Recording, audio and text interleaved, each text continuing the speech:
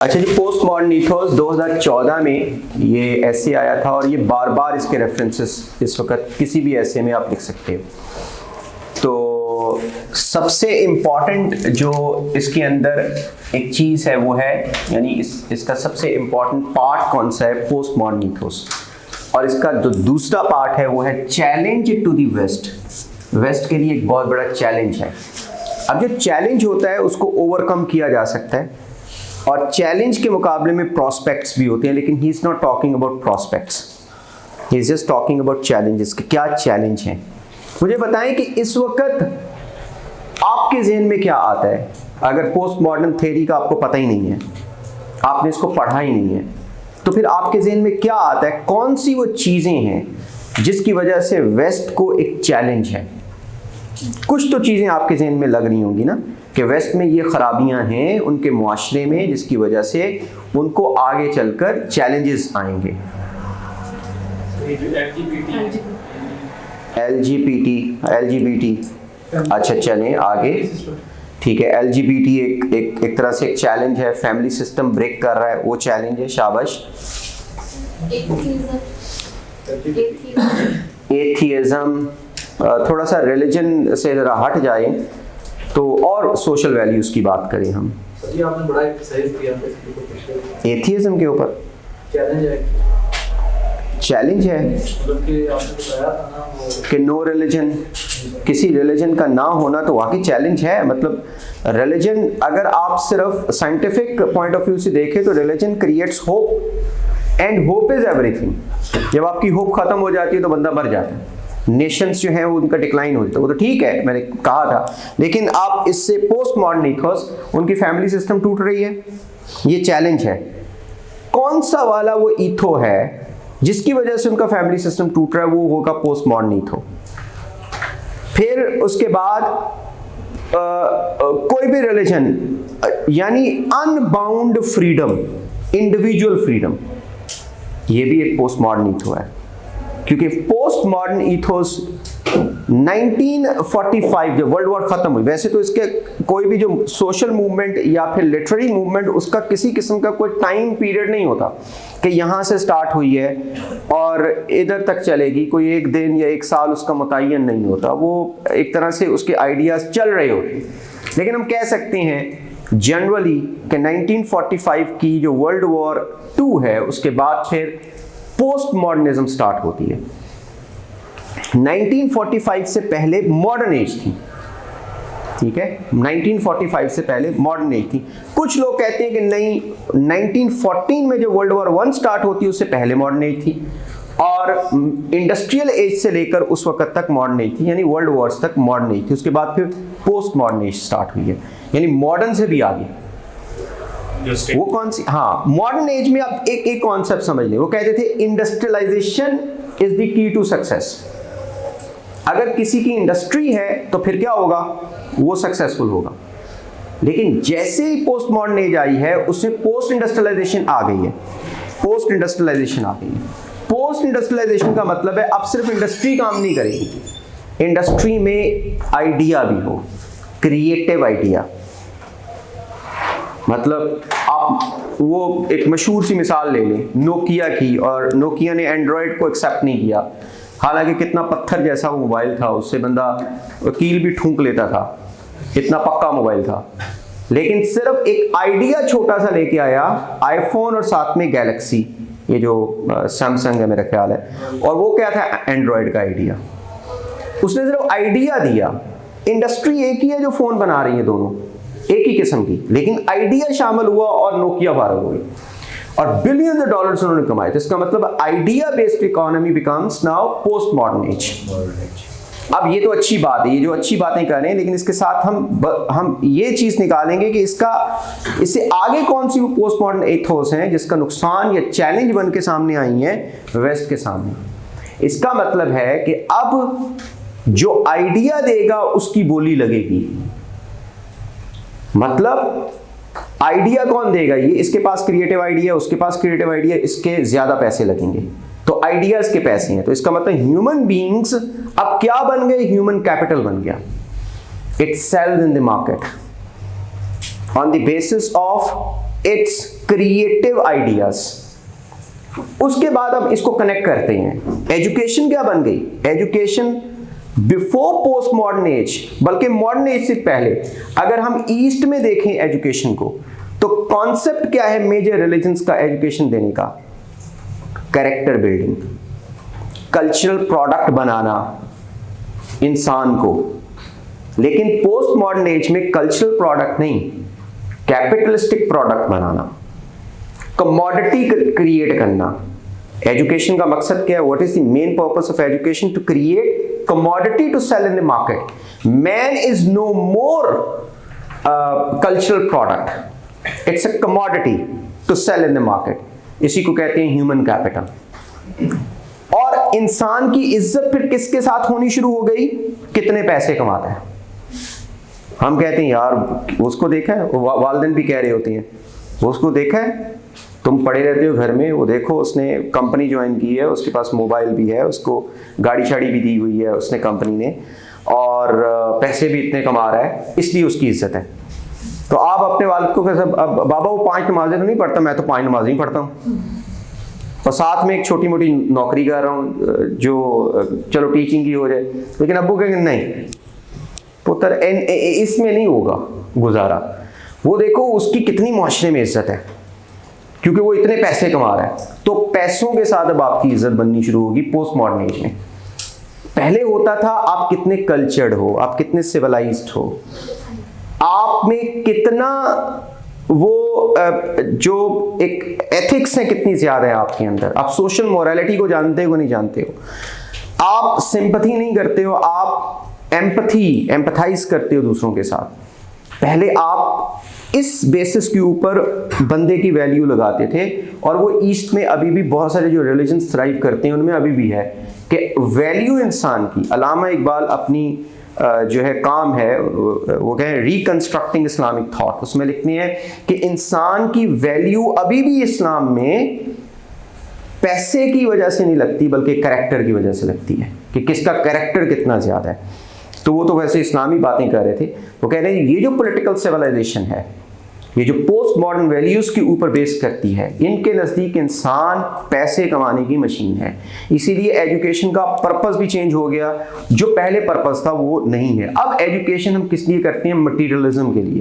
पहले एजुकेशन किस लिए करते थे? स्पिरिचुअल अपब्रिंगिंग के लिए। तो चेंज हो गया, ठीक है। इसको कहते हैं, एक चीज हम क्या क्या कहेंगे?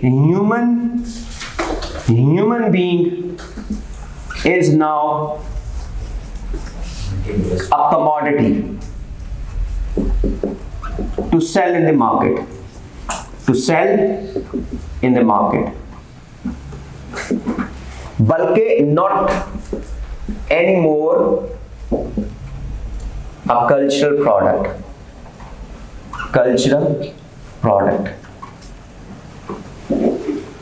ठीक है। This is called postmodern ethos। फिर एक और अनबाउंड इंडिविजुअलिज्म। इंडिविजुअल फ्रीडम के ऊपर इतना एम्फेसिस किया that they come to a kind of extreme, और extreme of everything is bad। Individualism होनी चाहिए, आपकी इंडिविजुअल ओपिनियन की इंपॉर्टेंस होनी चाहिए, डेमोक्रेसी की हद तक ठीक है, लेकिन अनबाउंड इंडिविजुअलिज्म। और पोस्ट मॉडर्न एक वैल्यू है कि रियलिटी इज सब्जेक्टिव। क्या है रियलिटी? किस बेस के ऊपर इंडिविजुअलिज्म को बहुत बढ़ावा दिया कि रियलिटी इज सब्जेक्टिव। आपने जो अपने जहन में सोची दैट इज रियलिटी, किसी और ने उसको डिफरेंट तरीके से लिया। Another 9/11 is a different reality for the Muslim individuals and it from the thinking of the western people. Western people क्या कहते हैं? 9/11 किसने करवाया? मुसलमान मानते नहीं, वो कहते नहीं यार रियलिटी हमारे लिए डिफरेंट है, हमें पता है कि ये अंदरूनी पॉलिटिक्स थी। तो यहाँ पे पोस्ट मॉडर्निस्ट्स कहते हैं कि रियलिटी इज सब्जेक्टिव है रियलिटी। सब्जेक्टिव का मतलब हर एक की अपनी अपनी रियलिटी है। वहां से निकला अनबाउंड इंडिविजुअलिज्म कि चूंकि अब ये हमारी रियलिटी जो है सब्जेक्टिव बन चुकी हुई है, तो इस वजह से हर एक इंडिविजुअल को पूरा हक है कि वो अपनी रियलिटी जो भी कार्व आउट करे। اگر کوئی بندہ آج مسلمان ہے ٹھیک ہے, کل کرسچن ہوتا ہے ٹھیک ہے, پرسوں جیو ہو جائے ٹھیک ہے, ترسوں ایتھیسٹ ہو جائے ٹھیک ہے, ریلیجن اس کی مرضی ہے, اس کی ان باؤنڈ انڈیویجول, اس کی فریڈم ہے. وہ فیملی کے ساتھ رہنا چاہتا ہے ٹھیک ہے, وہ باپ کو گالیاں دیتا ہے ٹھیک ہے, اس کی مرضی. اور اسی طریقے سے اس کا نقصان کیا ہو رہا ہے, ان کی فیملی لائف جو کلیکٹیو سوشل سسٹم ہے بریک ڈاؤن ہو رہا ہے. Break down of collective social system یا conscience, collective conscience, collective social system. یعنی فیملی کیا ہے, فیملی ایکچولی ایک سوشل سسٹم ہے. اور کیسے رہ سکتے ہو, ہر بندہ اپنی انڈیویجول مرضی کرے تو فیملی تو نہیں, فیملی کا بقا تو نہیں رہ سکتا. اس کے کوئی رولز ہیں, کچھ لاز ہیں, کیونکہ انسٹیٹیوشن ہے. وہ انسٹیٹیوشن کا مطلب لاز, رولز, کلچر, اور اسی وجہ سے وہ آپ کو باندھ کے رکھتی ہے. اگر آپ اپنی مرضی کریں گے تو پھر فیملی سسٹم بریک ڈاؤن ہو جائے گا. تو وہاں ہو رہا ہے. تو فیملی جو ہے کلیکٹیو رولز کے اوپر چلتی ہے, کلیکٹیو سوشل رولز کے اوپر چلتی ہے, بلکہ پوری سوسائٹی. اور فیملی کیا ہے, یونٹ ہے سوسائٹی کا, یونٹ آف اے سوسائٹی. توڑ ہوئی فیملی تباہ ہوگی. دس از اے چیلنج. آپ دیکھیں جتنا ڈپریشن اس وقت وہاں پہ موجود ہے. اگر آپ سیٹسفیکشن حاصل کرنا چاہتے ہو اپنی زندگی میں تو دو چیزیں ہیں, آپ کے relations, the very very important, آپ کے ریلیٹیوس, آپ کے قریبی ریلیشنس, باپ, بھائی, بہن, بچے, دا ویری ویری کلوز. آپ کو اصل میں خوشی ملتی ہے ریلیشن شپس, اس کا کوئی متبادل نہیں. اور اس سے بھی ٹاپ کے اوپر دوسری چیز, ریلیشن ود ون گاڈ. اور خدا کے بھی کلیکٹیو رولز ہیں جس کی وجہ سے ساری امت بندھ جاتی ہے. ان کے بھی جو ریلیجن ہے وہ بھی ایک انسٹیٹیوشن ہے. انسٹیٹیوشن کا مطلب لاز, رولز, اور وہ رولز بھی کیا ہے, کلیکٹیوٹی کے لیے. تو کلیکٹیوٹی ٹوٹ رہی ہے, انڈیویجولزم بڑھ رہی ہے, اس سے فیملی سسٹم بکھر رہا ہے.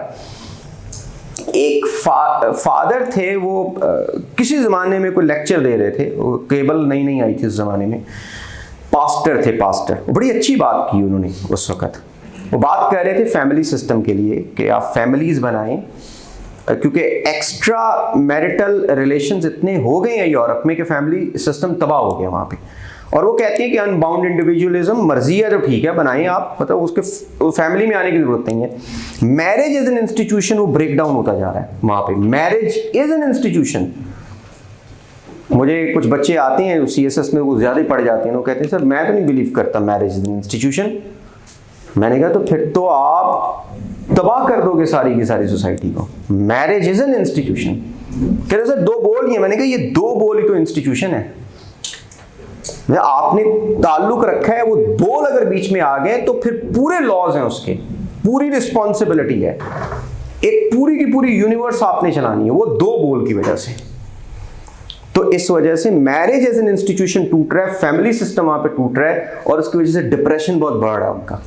اچھا, وہ پاسٹر کیا کہہ رہا تھا, وہ کہہ رہا تھا کہ آپ یہ جو ایکسٹرا میرٹل ریلیشنز کی بات کرتے ہیں نا, اس میں کبھی بھی آپ کی افیلیشن نہیں ہو سکتی ہے.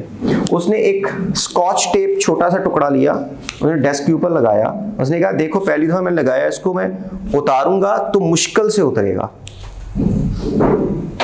لیکن جب اتر جائے گا تو پھر میں لگاؤں گا تو پھر اتنی مشکل سے نہیں اترے گا. میں 4-5 دفعہ لگاؤں گا تو اس میں جان ہی کوئی نہیں رہے گی.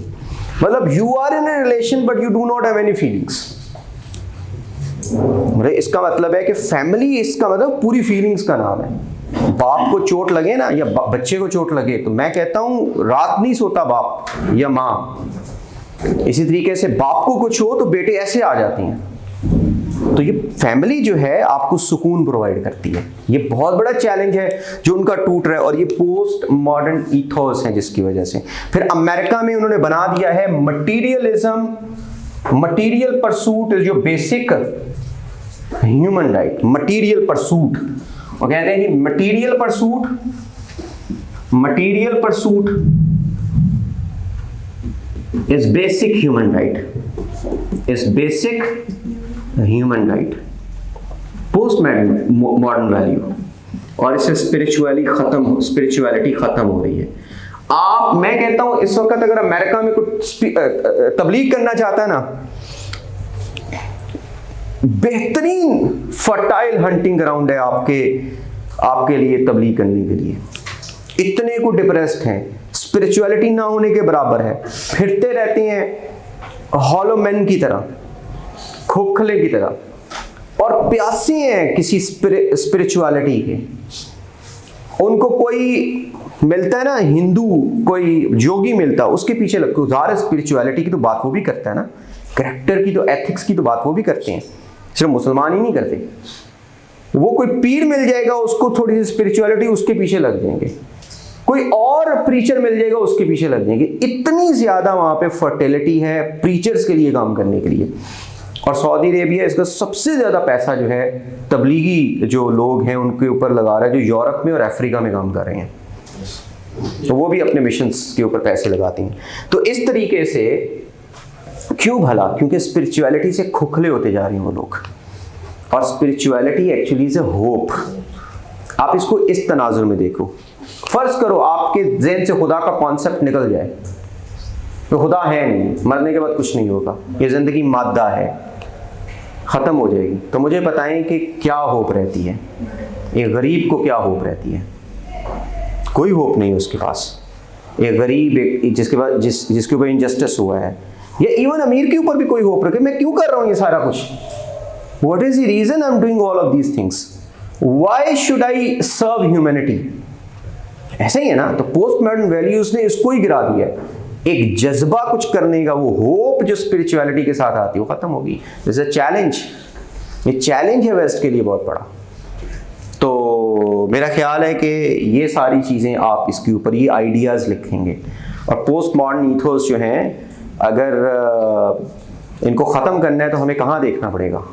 فرض کرو suppose there is prospect, let's talk about the prospect. اسی 2014 کے پیپر میں ایک اور ایسے آیا تھا، اس طرف دیکھنا پڑے گا. اور وہ ایسے تھا، لک to the asset for the holistic progress. Look to the asset for the holistic progress. Holistic progress. اب آپ اس کو الٹ کر دو تو ایسٹ کی طرف دیکھ رہے ہیں ہولسٹک پروگریس کے لیے، صرف ایک پروگریس کے لیے نہیں، سوشل، کلچرل. سوشیو کلچرل ویسے آپس میں ملتی ہیں. کلچر سول ہوتی ہے سوسائٹی، اس کی اپیرنٹ باڈی ہوتی ہے. تو سوشیو کلچرل، پولیٹیکل، اکنامک، یہ تینوں جو چیزیں ہیں، ان سب کا پیکج ملا کے بولتے ہیں ہولسٹک، سارا ملا کے. تو اگر آپ نے ہولسٹک پروگریس کرنی ہے تو کہاں دیکھنا پڑے گا؟ ایسٹ کی طرف. ایسٹ میں آج بھی اسپرچولیٹی ہے. ایسٹ میں آج بھی کسی کی ویلیو اس کے کریکٹر کے اوپر بنتی ہے. علامہ اقبال تو کہتا ہے کہ اسلام میں اتنی آج بھی جان ہے کہ ایک فقیر کی بیٹی ایک شہزادے کے ساتھ شادی کر سکتی ہے، اگر ان ویلیوز کو فالو کیا جائے. ویلیوز کو اگر فالو کیا جائے تو اس طریقے سے صرف پیسے کی وجہ سے ویلیو نہیں بڑھائی جاتی. میں کل پرسوں بھی بات کر رہا تھا کہ آج کل کے دور میں یہ فوربس میگزین میں جو بلینئرز کی لگتی ہے لسٹ، اور اس کے بعد ان کو ہم کرتے ہیں آئیڈیلائز کرتے ہیں، وہ یہ بڑی نیگیٹو ایک تھنکنگ ہے. یہ پوسٹ ماڈرن جو ہے چیلنج ہے ہماری اس پوری کی پوری دنیا کا، کہ ہم ان کو آئیڈیلائز کرتے ہیں. بھائی کیوں آئیڈیلائز کرتے ہیں؟ کیونکہ بلین ڈالرز ان کے پاس. کیوں بلین ڈالرز والے کو ہم آئیڈیلائز کرتے ہیں؟ کیونکہ پوسٹ ماڈرن ویلیو ہے کہ material pursuit is your basic human right. اور انہوں نے اپنے اس بیسک ہیومن رائٹ کو بڑے اچھے طریقے سے استعمال کیا. ہمیں پتہ ہے کہ بڑے بڑے بینکرز ہیں، بڑے بڑے بزنس مین ہیں، اور انہوں نے اپنے بزنسز اس طریقے سے چمکائے ہیں کہ دوسرے ملکوں کا پیسہ چھین کے ان کو غربت کی انتہا تک پہنچا کے، ان کو قتل کر کے ایون یہ پہنچائے. پوسٹ ماڈرن ویلیو میں کیپٹلزم آ جاتا ہے. شیئر کیپٹلزم، ہائپر کیپٹلزم، کہ جس میں جو گن جو مینوفیکچرر ہے وہ بھی فخر سے بتاتا ہے کہ میرے اتنے بلین ڈالرز ہیں. ڈرگ کارٹل کا مالک بتاتا ہے میرے اتنے بلین ڈالرز ہیں. بھائی کتنے لوگوں کو مارا آپ نے ڈرگ کی وجہ سے؟ امریکہ میں بہت بڑی مصیبت بنی ہوئی ہے ڈرگز کی. اور باقاعدہ یہ ابھی جو بائیڈن اور زی کی جو میٹنگ ہوئی ہے اس میں کہا ہے کہ آپ فینٹنل نہ بنائیں. فینٹنل ایک ایسی کیمیکل ہے جو چائنا بنا رہا ہے اور وہ ڈرگ میں استعمال ہوتا ہے, اور وہ پھر آتی ہے امریکہ, اور امریکی بڑے پسند کرتے ہیں اس کو, مزے کے ساتھ پیتے ہیں. امریکی بچے جو ہیں اسکولس میں, ان کے لیے بہت بڑی مصیبت 2 چیزیں بنی ہیں, گنس اور ڈرگس, امریکیوں اور ویسٹ کے لیے چیلنج. اور وہ ان کمپنیز کو روک نہیں سکتے کیونکہ انہوں نے خود ویلیوز بنائی ہیں کہ شیئر کمپٹیشن, جو کمپٹیشن شوڈ بی فری, اور آپ خود ڈیسائیڈ کرو آپ کے لیے اچھا کیا. آپ یہ چیز کوکا کولا اچھی نہیں لگ رہی ہے, آپ کو لگتا ہے کہ آپ کی صحت کو تباہ کر دے گی, نہ پیو, لیکن ہم کوکا کولا کو منع نہیں کر سکتے, وہ ہے پوائزن, ہمیں پتا ہے. یہ سارا جو فاسٹ فوڈ ہے پوائزن ہے, اوبیسٹی کو پروموٹ کر رہا ہے پورے امریکہ میں, لیکن ہم منع نہیں کر سکتے بھئی, ہم مجبور ہیں, پوسٹ ماڈرن ایتھوس. تو اس مجبوری کے اندر ہم ان کو منع نہیں کر. ہاں, آپ کو شعور ہونا چاہیے, آپ کو شعور ہونا چاہیے کہ یہ چیز آپ کے لیے غلط ہے تو آپ نہ استعمال کریں. گنز کتنی ساری لوگوں کے پاس آ گئی ہیں وہاں پہ, اور بچے جاتے ہیں, وہ سمجھتے ہیں کہ یہ ریئلٹی میں پب جی چل رہا ہے سارا کچھ. اکثر آپ نے دیکھا اسکول میں جاتے ہیں پب جی کھیل رہے ہوتے ہیں, اور کئی دفعہ ان سے پوچھا گیا تو سائیکولوجیکل پرابلمس ہیں ان کو, وہ کہتے ہیں مزہ آتا ہے فائرنگ کرنے کا, 6-7 بندے ریالٹی میں تو مرے, پب جی کھیل تھک گئے ہیں ہم لوگ. تو ہم دیکھیں تو صحیح کہ کیا ہوتا ہے, کیا وہ مزہ ہے, کیا لطف. ایک آپ کی ہوتی ہے نا کہ پہلے آپ ایک سگریٹ پیتے ہو, پھر چرس پیتے ہو, پھر تھوڑا سا بڑھاتے ہو, پھر ہیروئن آتے ہو, پھر انجیکشنز بھی آتے ہو, اور پھر مر جاتے ہو. وہی نا, وہ سائیکولوجیکل ایک مائنڈ سیٹ ہوتا ہے. تو وہ بھی کہتے ہیں کہ یار کھیل تھک گئے ہیں اب, گیمیں, وائلنٹ گیمیں, لیکن وہ وائلنٹ گیموں پہ وہ پابندی نہیں لگا رہے. تو اب ذرا ریالٹی میں تو کر کے دیکھیں. آپ کی پاکستان میں جو پیڈوفیلیا ہے, سیکشول ابیوز ود چلڈرن, یہ دنیا کے ٹاپ کلاس کنٹریز میں آ گیا. کتنی شرم کی بات ہے. اور وہ جو عمران علی تھا جس نے وہ زینب کو قتل کیا تھا, وہ جو بچی تھی چھوٹی سی, اس کو ریپ بھی کیا اور قتل بھی کیا, اس کی رپورٹ پڑھ لیں تو رونگٹے کھڑے ہو جاتے ہیں. اس کے پاس گئے, اس کے ریسرچ کیا کہ بھئی آپ یہ کیسی عادت ہے, یہ کہتے ہیں پورنوگرافی سے, بچپن سے عادت ہے پورنوگرافی کی, اور آپ کو فری میں اویلیبل ہے ہر چیز. ان سے کہیں یار پابندی لگاؤ, ہمارا سارا معاشرہ تباہ ہو رہا ہے. وہ کہتے ہیں نہیں, آپ کو شعور ہونا چاہیے, you must have the control over your self. تو وہ اس سے پھر کیا ہوتا ہے, پھر آپ ولنریبل جو سیکشن آف سوسائٹی اس کے اوپر ہاتھ ڈالتے ہیں. وہ بھی لو مڈل کلاس کا بہت چھوٹا سا کلاس سے تھا, تو ولنریبل تو بیچارے بچے ہوتے ہیں. ہمارے بچوں کی ساری سیکیورٹی جو ہے وہ پڑی ہوئی ہے, لیکن وہ کہتے ہیں نہیں, ہم نہیں ان پہ پابندیاں لگا سکتے. یہ ساری جو اتنی بڑی انڈسٹری ہے پورنوگرافی کی, کیوں نہیں لگا سکتے؟ کیونکہ یہ liberal hyper capitalism, post modern value تباہ کر رہی, ان کی بھی ہماری بھی سوسائٹی کو تباہ کر رہی. تو اس کے لیے ہمارے پاس کیا, لک to the asset for the holistic progress. ان کو مارا ہے, وائٹ نے وائٹر کو مارا ہے, یورپین نے یورپین کو مارا, اور کتے کی طرح مارا ہے. اور 1,00,000 2,00,000 نہیں, کروڑوں کی تعداد میں لوگ مرے ہیں. مطلب پہلی جنگ عظیم میں کروڑ تک بندے مرے ہیں, دوسری میں 1.5-2 کروڑ, لیکن یہ بھی وہ آفیشیل ڈیٹا ہے, اس سے اوپر تو. اور یورپ میں مرد ہی ختم ہو گئے تھے جب یہ دو ورلڈ وارز ختم ہوئی ہیں, اور دوبارہ سے ریکنسٹرکشن کا پروجیکٹ سٹارٹ ہوا یورپ میں امریکہ کے پیسے کے ساتھ. تو یورپ میں مرد ہی نہیں ملتا تھا ان کو. تو انہوں نے کہا وہ یورپین کنٹریز پھر دیں ان کو پرمٹس دیں جہاں پہ رول کر کے آئی ہیں. افریقہ میں رول کر کے آئی ہیں, ان کو بلائیں, یہاں پر لیبر بھی ملے گی, مرد بھی ملیں گے, ساتھ میں یہاں پر آ کے شادیاں کریں, اور پھر آگے آپ کا چلے معاملہ.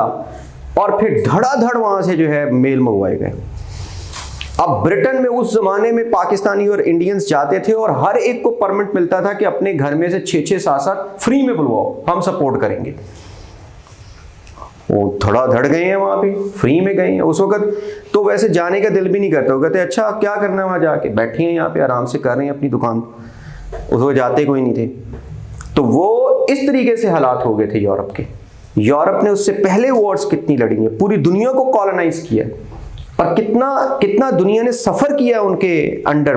پولیٹیکلی, اکنامیکلی انہوں نے کلونیلزم کا ایک کانسیپٹ دیا کہ لوٹ کے پیسہ اپنے ملکوں میں لے کے گئے, اور برا حال کر دیا ان اکانومیز کا, دوسری اکانومیز کا.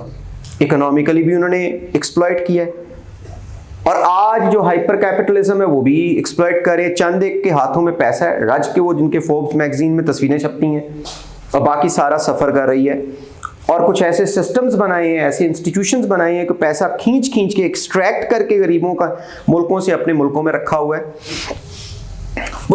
پالیٹکس میں انہوں نے وارز لڑی ہیں اور لوگوں کو غلام بنایا ہے. تو آپ دیکھیں گے ایسٹ کی طرف دیکھیں, ایسٹ میں ابھی بھی ایکوالٹی کا تصور ہے.